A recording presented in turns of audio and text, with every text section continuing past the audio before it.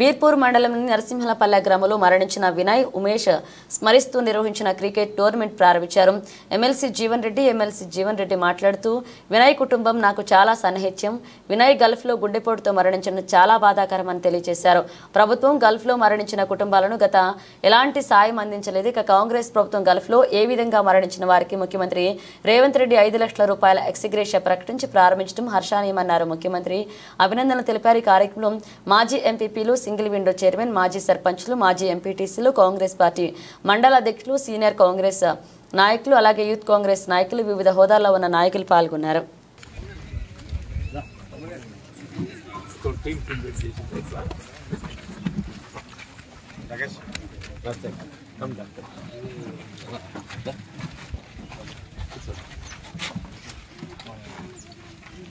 What Abhilash?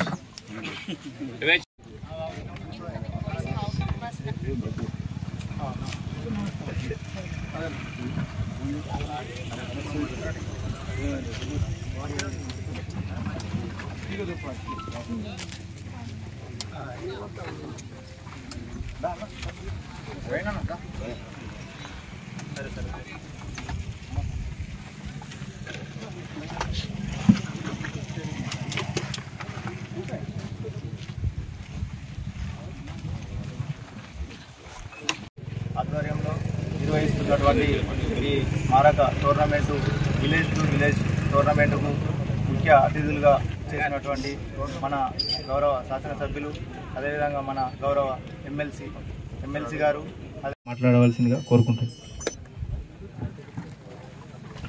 ఈరోజు నర్సులపల్లి చెందినటువంటి యువకులు సోద వినయ్ గారు, అట్లాగే అభిషేక్ గారు, ఉమేష్ గారు ఆకస్మిక మృతి చెందడంతో వారి స్మారకార్థం ఏదైతుందో వారి మిత్ర బృందం వీళ్ళ నరసింహపల్లి క్రికెట్ అసోసియేషన్ పేరట ఈ విలేజ్ టు విలేజ్ క్రికెట్ టోర్నమెంట్ను నిర్వహింపచేయటం అభినందనీయం. అంటే వాస్తవంగా వారి తోటి సహచరులు అర్థాంతరంగా మృతి చెందడంతో ఎవరికైనా అది తీరని బాధ, కుటుంబాలకు కూడా తీరని లోటు. వారి గుర్తింపు ఏదైతుందో మరి క్రికెట్ యువ సోదరులు, క్రీడాకారులు అందరి హృదయపూర్వకంగా నమస్కారాలు చెప్తూ, అంటే వాస్తవంగా స్థానికంగా మనం ఆశించినటువంటి ఒక ఉపాధి పొందలేని పరిస్థితుల్లో ఇప్పుడు విని అయితే నాకు తెలిసి వాళ్ళ కుటుంబం స్థానికంగా ఉపాధి పొందలేక మరి గల్ఫ్ ఉపాధి కొరకు ఏదైతే పోవటం, అక్కడ ఆకస్మికంగా గుండెపోటుతో మరణించటం, అట్లా ఉమేష్ కూడా ఏదైతే ప్రమాదంతో మరణించటం, ఈ రెండు కూడా ఆకస్మిక మరణాలు. మన స్థానికంగా ఉపాధి అవకాశాలు అనేది ప్రధానమని చెప్పంటాం. తెలంగాణ రాష్ట్ర ఏర్పాటు ఉద్యమంలో గల్ఫ్ కార్మికులు మరి ప్రధాన పాత్ర పోషించారు. తెలంగాణ రాష్ట్రం ఏర్పాటు కాబట్టినట్టయితే స్థానికంగా ఉపాధి అవకాశాలు మెరుగవుతాయి అనే భావనతోని రాజకీయాలకు అతీతంగా ఉద్యమాన్ని సమర్థించటం, రాష్ట్రం ఏర్పాటు కాబట్టి దశాబ్ద కాలం గతంలో వీళ్ళ గల్ఫ్ కార్మికుల కుటుంబాల సహాయార్థం ఏదైతుందో, గత ప్రభుత్వం ఏదైతుందో ఏ విధమైన సహాయక చర్యలు చేపట్టకపోవటం, ఇవాళ కూడా ఏదైతుందో నాకు తెలిసి గ్రామీణ ప్రాంతాలలో దాదాపు ఒక 10% గల్ఫ్ లో ఉపాధి పొందుతున్నారు. అది ఏ గ్రామం అని కానీ చెప్పంటున్నా. మన ఉత్తర తెలంగాణ ప్రాంతానికి చెందినటువంటి కరీంనగర్ కానీ, నిజామాబాద్ కానీ, ఆదిలాబాద్ కానీ ఎక్కడ పోయినా కానీ ఏదైతున్నదో స్థానిక ఉపాధి పొందలేక మరి డల్లు బాట పట్టడం. ఒక విధంగా చెప్పాలంటే కన్న తల్లిదండ్రులను, కన్న పిల్లలను, కట్టుకున్న భార్యను వదిలి దేశంగానే దేశం పోవాలంటే ఎవరు కూడా మరి సంతోషంగా కావాలని కాదు, విధిలేని పరిస్థితుల్లో పోడదురుకుతాని చెప్పంటారు. ఒక విధంగా వాళ్ళు అలా ఆర్జించేటువంటి ఒక ఆదాయం అంటే కేంద్ర ప్రభుత్వానికి ఏదైతున్నదో విదేశీ మార్గద్రవ్యం రూపేణ సమకూరుస్తున్నారు. అట్లా రాష్ట్ర ప్రభుత్వానికి కూడా ఏదైతుందో అమ్మక పన్ను రూపేణ కూడా ఏదైతే రాష్ట్ర ప్రభుత్వానికి ఆదాయం సమకూరుస్తుంది. ఇంత చేస్తూ నా కుటుంబాలను ఆదుకోవటానికి కొరకు మరి గత ప్రభుత్వం నిర్లక్ష్యం చేయడంతో రాష్ట్రంలో కాంగ్రెస్ ప్రభుత్వం అధికారం రావటం, మిత్రులు రేవంత్ రెడ్డి గారు ఏదైతున్నదో ఈ గల్ఫ్ కార్మికుల కుటుంబాలను ఆదుకోవటానికి ప్రత్యేకంగా మేము చర్యలు చేపట్టడం జరుగుతుందని చెప్పని వీళ్ళ ఎన్నికల ప్రణాళికలో పేర్కొనడమే కానివ్వండి, ఈ మధ్య మన 17 సెప్టెంబర్ అడిగితుందో మరి ప్రత్యేకంగా ఒక ఉత్తర్వులు జారీ చేశారు.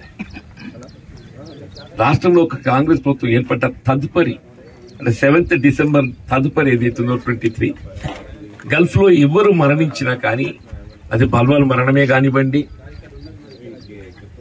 లేక ప్రమాదమే కానివ్వండి, అనారోగ్యమే కానివ్వండి, ఈ విధంగా చనిపోయినా ఆ కుటుంబాలను ఆదుకోవటానికి వరకు రాష్ట్ర ప్రభుత్వం ప్రత్యేకంగా 5 లక్షల రూపాయల ఆర్థిక సాయం చేయబడే విధంగా చెప్పండి.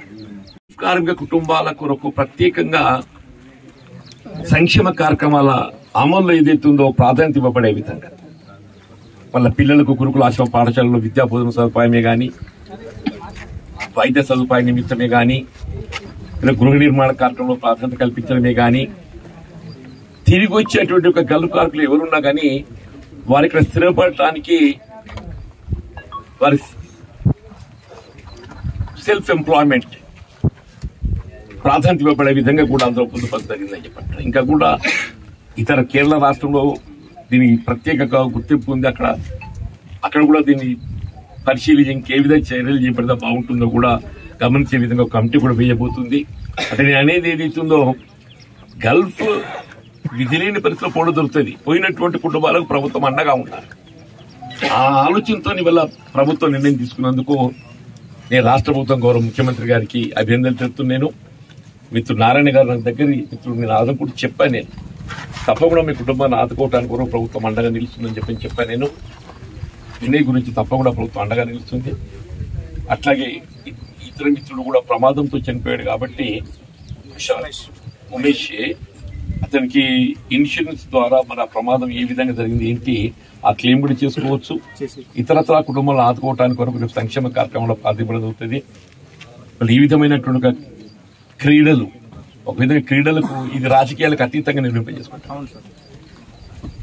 వాస్తవంగా వాళ్ళు ఉన్న దాంట్లో రాజకీయాలకు అతీతంగా నిర్వహింపబడేది, కుల మతాలకు అతీతంగా నిర్వహింపబడేది కేవలం క్రీడలు ఆటల పోటీలు అని చెప్పక తప్పదండి. మరి క్రికెట్ టోర్నమెంటే ఒక విధంగా మనలో స్నేహభావన పెంపొందిస్తుంది. ఈ శారీరకంగా దృఢత్వము, మానసిక వికాసం ఇవన్నీ ఉంటాయి.